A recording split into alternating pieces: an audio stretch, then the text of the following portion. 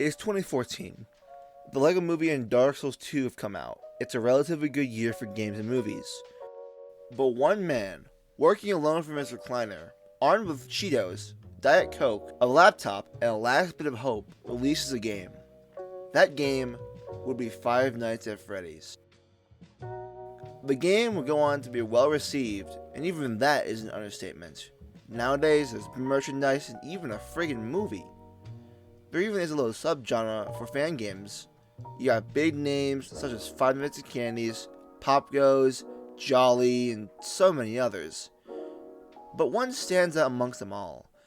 A game once respected, now shoved into the dust by the community.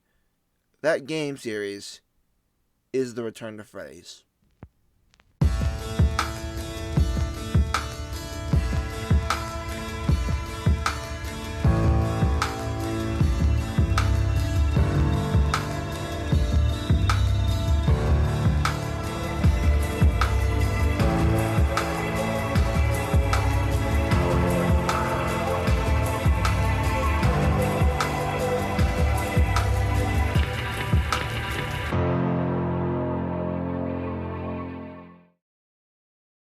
Originally known as Five Nights at Freddy's 3 fan-made, The Return to Freddy's, which I'll be calling TRTF from now on, was released on December 23, 2014.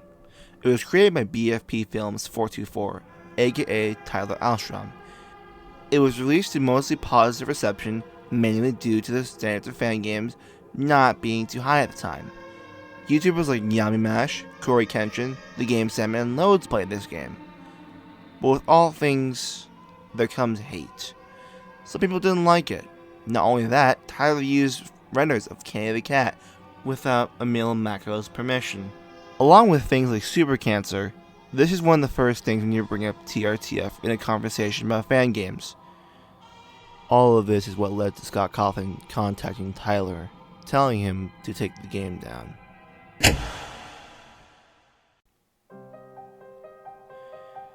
The thing is, Tyler has had a weird life. His father's a felon, he was chastised by his school in 5th grade for being gay, leading him to be homeschooled. He was in poverty until he and his remaining family moved in with his grandparents. His only escape? Expressing himself creatively.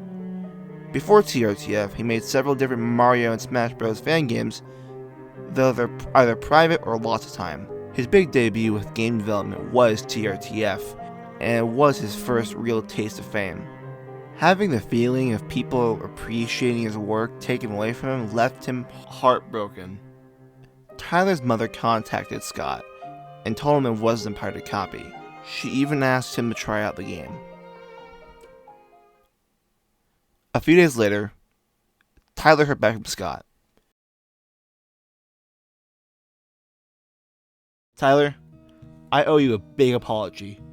A few days ago, when people told me about the game, I didn't realize that it was your game.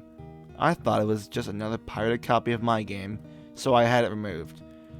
I didn't realize who you were until I went through my email inbox today and saw all of your emails to me. I'll be honest with you, I never downloaded your game from the links that you sent me, and most of your emails I never read. But today, I read them all, and I see that you asked my permission. You told me the name you picked. You told me about your progress and asked what I thought about your ideas.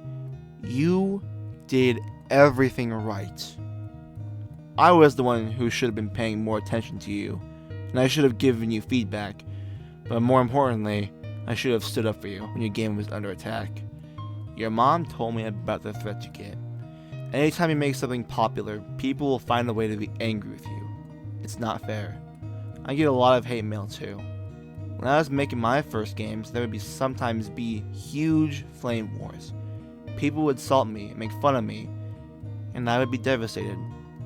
Sometimes I would cry myself to sleep because I thought people hated me so much when all I wanted was for people to like me and to like my games. You will get better at game making, and you will learn from your mistakes. And things like this will go away with time. Don't give up, and don't be discouraged. I've already told GameJolt to accept any game that you post. Your games will never be taken down again, at least not because of me. I want you to think about this. You had some of the biggest YouTubers play your game. you should feel pretty awesome about that. You have my support with the games that you make, and I will say exactly that to any website or any person who emails me asking about one of your games. If I get any emails asking me about you or a game that you've posted, I'll tell them, Tyler is my friend, and I support him. I'm also going to put you on my VIP list, so you'll get an early version of Five Nights at Freddy's 3 at the same time Markiplier does. Make more games.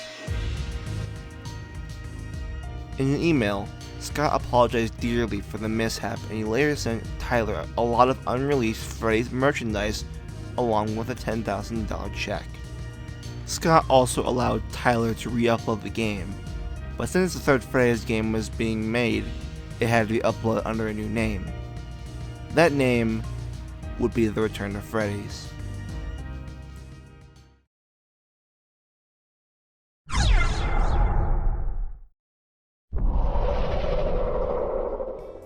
If you've ever played the first two Freddy's games, which I'm not doubting you have, you would find out that this game mixes both of them into one.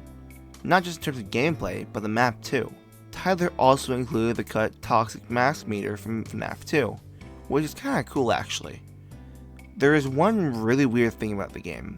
The AI doesn't exist. What do I mean by that? Well, Tyler, who didn't have much experience programming, did not know how to program in AI properly. So he decided to program it in with events, meaning that the entire game is scripted. It all activates when you pull up the camera. So essentially, you can beat the game without using the cameras. It's pretty funny when you think about it. Between each night, there is a cutscene of The Office. It's like the FNAF 2 cutscenes, but not on a stage. These are the nightmares that Mike has each night. He's in a dark office, with each night adding an animatronic up until the last night, where this thing appears. This is Shadow Lockjaw. If you don't know, this guy's important later.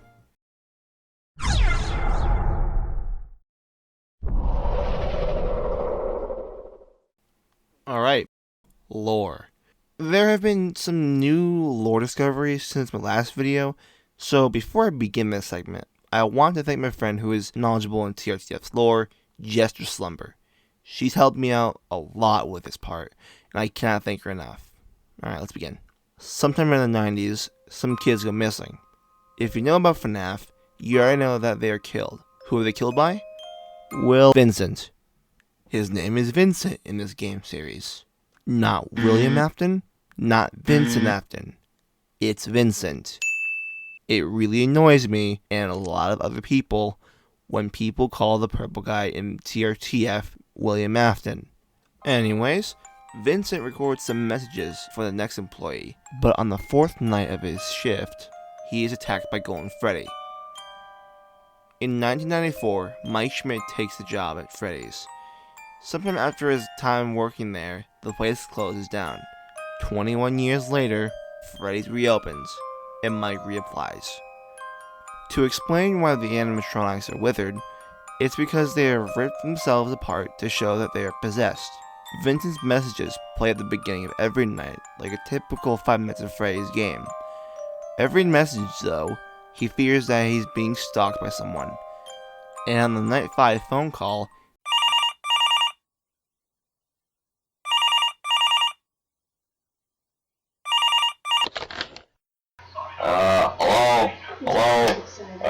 Hey, I feel like I'm being followed. All I saw was a shadow with long hair. I couldn't see very well, but it looked like it was holding a knife. I ran as fast as I could. Luckily I made it home. I couldn't find out if it was male or female. Never mind. This call is going to have to be a quick one. I don't know how much longer I'll last. I keep hearing whispers in my head saying my son and why. I'm scared, Mike. I don't know what to do. I don't know why it's me. It's always me. Please.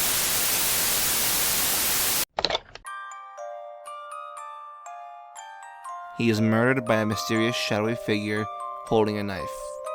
Mike has enough, so he tampers with the animatronics and quits his job.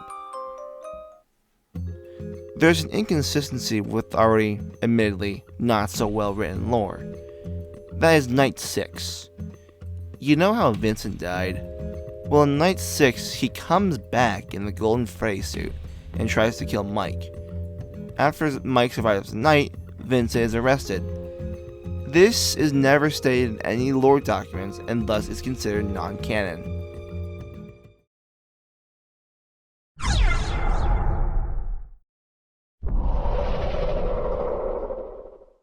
Overall, this game is something.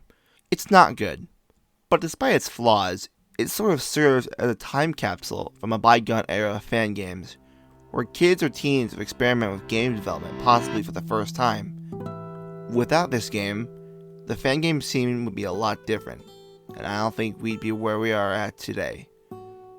But remember, don't touch that dial now, we're just getting started.